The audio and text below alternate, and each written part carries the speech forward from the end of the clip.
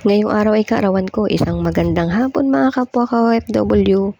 Hindi man ito tulad ng birthday na nakasanayan ko noon, pinipili kong gawing espesyal ang araw na ito sa isang simpleng paraan sa pamamagitan ng pasasalamat, pagninilay at pag-asa. Ito ang kwento ng isang kaarawan na ipinagdiriwang kahit malayo sa pamilya. Ang birthday ay hindi lang tungkol sa handa o sa selebrasyon, kundi sa paalala kung gaano kalayo ang nararating mo sa buhay. Ngayong kaarawan ko, pinipili kong huminto sandali at magpasalamat sa lahat ng nangyayari sa nakaraang taon. Maraming pagbabago ang dumadaan, may mga araw na mahirap, may mga araw na puno ng saya. Ang pagiging malayo sa pamilya ay nagtuturo sa akin na pahalagahan ng bawat alaala, ang bawat simpleng mensahe. Hindi man kami magkakasama ngayon, alam kong buo pa rin ang suporta at pagmamahal nila sa isa't isa. Sa bawat taon na lumilipas, mas natuto akong mas maging matatag, mas maunawain sa sarili ko. Ang birthday ay paalala na buhay tayo, patuloy na lumalaban, patuloy na umaasa. May mga pangarap pa akong gustong abutin at may mga araw na ito ay simula ng pagbabago ng lakas ng loob. Hindi ko man kontrolado ang lahat na nangyayari, kontrolado kung paano magpapasalamat. Ngayong kaarawan ko, pinipili kong maging masaya sa kung anong meron ako ngayon. Ang pagiging malayo ay hindi kainaan. Minsan, ito pa ang nagtuturo sa akin kung gaano ko kalakas. Sa bawat araw na lumilipas, mas nagiging malinaw kung ano ang tunay na mahalaga sa buhay. Ang oras, ang kalusugan, at ang mga taong nagmamahal sa atin. Iyon ang totoong regalo. Ngayong birthday ko, pinipili kong bitawan yung mga bigat na hindi ko kayang dalhin. Hindi ko kailangan maging perpekto para ipagdiwang yung sarili ko. Sapat na ang ginawa kong kakayanan sa bawat araw. Ang bawat taon ay may dalang aral at ang bawat araw ay naghahanda sa atin ng mas magandang bukas. Hindi ko man alam ang eksaktong nangyayari sa hinaharap. Alam kong may dahilan ng lahat. Ang pagiging malayo sa pamilya ay pansamantala, pero ang pangarap ay pangmatagalan.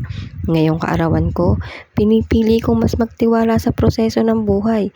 Hindi nasusukat ang halaga ng isang tao sa kung nasan siya ngayon, kundi sa kung gaano siya nagpapatuloy na lumaban.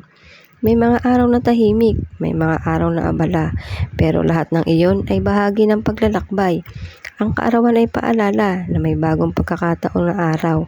Kung may pagkukulang man kahapon, may pagkakataon ulit bumawi bukas. Ang distansya ay hindi hadlang sa pasasalamat.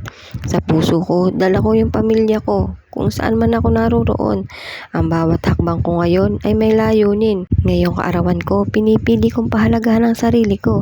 Hindi dahil mag-isa ka minsan, ay ibig sabihin na wala kang kasama sa laban. Maraming tao ang tahimik na lumalaban at isa ako sa kanila. Ang birthday ay hindi magtatapos ng isang taon, kundi simula ng panibagong yugto. Mas malinaw na ngayon kung ano ang gusto kong ipaglaban at ipagpasalamat. Ang mga simpleng sandali ay madalas nagiging pinakamahalaga. Ngayong kaarawan ko, pinipili kong maging positibo kahit hindi perpekto ang sitwasyon. Ang lakas ay hindi palaging maingay, minsan tahimik lang pero matatag. May dahilan kung bakit ako narito ngayon at patuloy kong haharapin ang layunin na iyon. Ang bawat birthday ay paalala na binibigyan tayo ng isa pang taon para magpatuloy. Kahit malayo sa pamilya, buo ang loob at puno ang puso ng pasasalamat. At ngayong kaarawan ko, pinipili kong magtiwala sa mas magandang bukas. Ngayong kaarawan ko, pinipili kong balikan ang lahat ng dahilan kung bakit ako nagsimula. Ang bawat pagod ay may kwento at ang bawat kwento may saysay. Hindi man madali ang lahat ng pinagdadaanan, malinaw sa akin na may natututunan ako sa bawat hakbang ng buhay ko. Sa pagiging malayo ay nagtuturo sa akin ng pahalagahan ng oras, ang tiwala at ang mga tao nagpapatuloy na sumusuporta kahit hindi kami magkakasama. Sa bawat bagong taon ng buhay, mas malinaw na ang direksyon na gusto kong tahakin. At ito yung mga bagay na nais kong ipaglaban.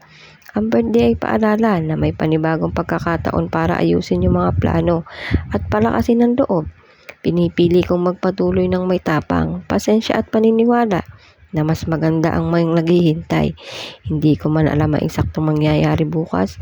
Sigurado akong hindi masasayang ang mga araw na pinagdadaanan ko. Ngayong kaarawan ko, nagpapasalamat ako hindi lang sa lahat ng tagumpay, kundi pati sa mga aral na humuhubog sa kung sino ako ngayon. Ang kaarawan ay hindi paligsahan ng selebrasyon, kundi pagdiriwang ng buhay at ng pag-asa. Malayo man sa pamilya, buo ang loob. puno ang puso ng pasasalamat sa bawat taong nanonood nito na malayo rin sa kanilang mga mahal sa buhay. Patuloy lang, may dahilan ang lahat.